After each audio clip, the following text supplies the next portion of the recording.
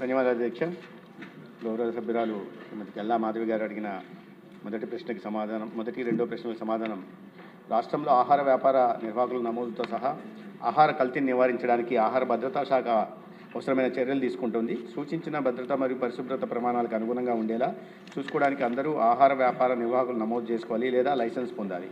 Notified ప్రయోగశాలలో క్రమం తప్పకుండా తనిఖీలు మరియు ఆకస్మిక దాడులు నిర్వహించబడుతున్నాయి మరియు ఆహార నమూనాలను క్రమ పద్ధతిలో సేకరించి విశ్లేషించడం జరుగుతున్నది.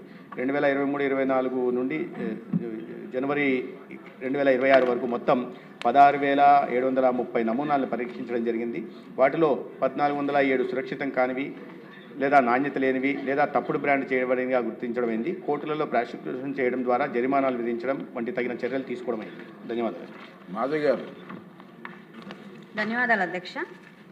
అధ్యక్ష, ఆహారమే ఔషధం అని మన పెద్దలు చెప్పారు అధ్యక్ష. కానీ నేడు ఆహారమే విషంగా మారుతున్న పరిస్థితిని మనం చూస్తున్నాం అధ్యక్ష. దానికి ప్రధాన కారణం ఆహార కల్తీ అధ్యక్ష. లాభార్జనే లక్ష్యంగా బియ్యంలో రాళ్లతో మొదలై నేడు పవిత్ర ప్రసాదం దాకా చేరుకుంది అధ్యక్ష ఈ కల్తీ.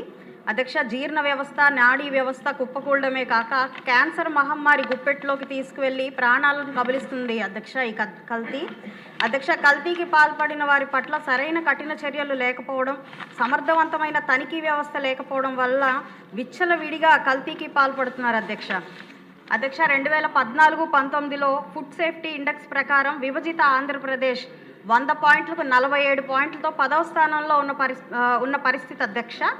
ఆ పరిస్థితిని గమనించి గౌరవ చంద్రబాబు నాయుడు గారు కల్తీపై ఉక్కుపాదం మోపాలని ముందుగా సిబ్బంది కొరత తీర్చడం కోసం 2018లో ఒక జీవో పాస్ చేసి సిబ్బంది నియామకం కోసం చేసింది అధ్యక్ష. అయితే గత అవివేక, అసమర్థ, అహంకార పూరిత ప్రభుత్వం, ప్రజారోగ్యం పట్టని వైసీపీ ప్రభుత్వం ఈ జీవోను చెత్తకుప్పలో వేసింది అధ్యక్ష. తత్కారణంగా 2023 నాటికి ఈ ఫుడ్ సేఫ్టీ ఇండెక్స్ నివేదిక ప్రకారం ఆంధ్రప్రదేశ్ చిట్ట చివరి స్థానానికి చేరుకొని, అంటే 100కి 22 పాయింట్లతో 28వ స్థానానికి పడిపోయింది అధ్యక్ష.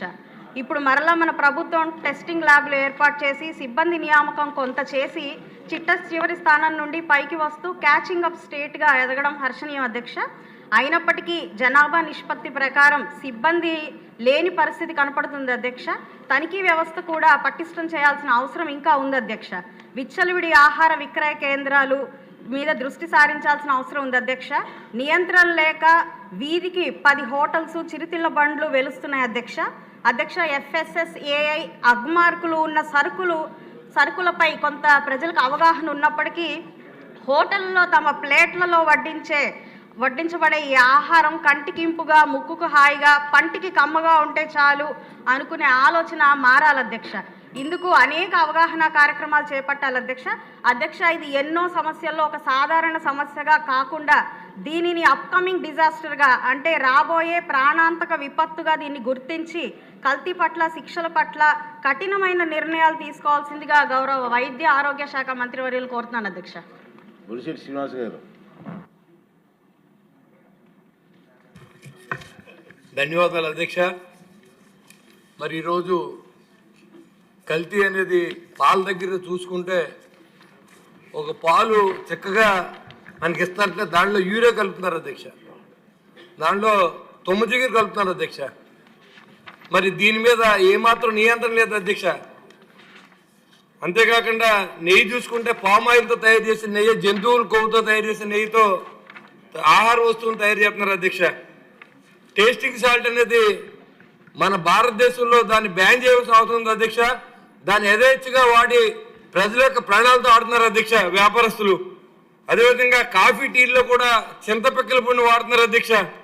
ఆయిల్లో కల్తీ, ఎక్కువ రేటు ఉన్న ఆయిల్ బ్రాండ్ తీసుకుని దాంట్లో పామ్ ఆయిల్ లాంటి ఇంకా తక్కువ క్వాలిటీ ఉన్న ఆయిల్ని కలిపి ప్రజల ఆరోగ్యంతో ఆడుతున్నారు అధ్యక్ష. మాంసం నిల్వ ఉంచి ఫ్రై చేసి ఫ్రిడ్జ్లో పెట్టి 3 రోజులు పోయిన తర్వాత కూడా అదే ఆహారాన్ని ఇంటికి పంపిస్తారు అధ్యక్ష. అంతేకాకుండా మరి కలర్స్ వాడుతున్నారు అధ్యక్ష బాగా. మరి ఆ కలర్స్ని కూడా బ్యాన్ చేయవలసిందిగా కోరుతున్నాను అధ్యక్ష. అంతేకాకుండా ఇన్ని జరుగుతున్నప్పుడు కూడా గత సంవత్సరం మనం ఇదే సభలో మాట్లాడుకున్నాం అధ్యక్ష. దీని మీద ఏమాత్రం నియంత్రణ లేదు అధ్యక్ష. ఎందుకంటే ఒక జిల్లాకు వచ్చేటప్పటికి ఇద్దరు ఫుడ్ ఇన్స్పెక్టర్ ఉంటారు అధ్యక్ష.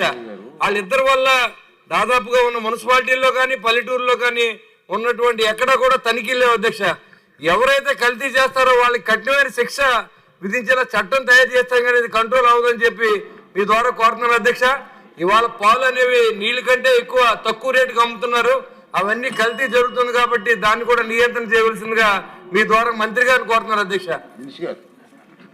అధ్యక్ష, గౌరవ సభ్యులు చాలా సమాజానికి ఉపయోగపడే చాలా ముఖ్యమైన విషయం మీద ప్రశ్నలు అడిగారు.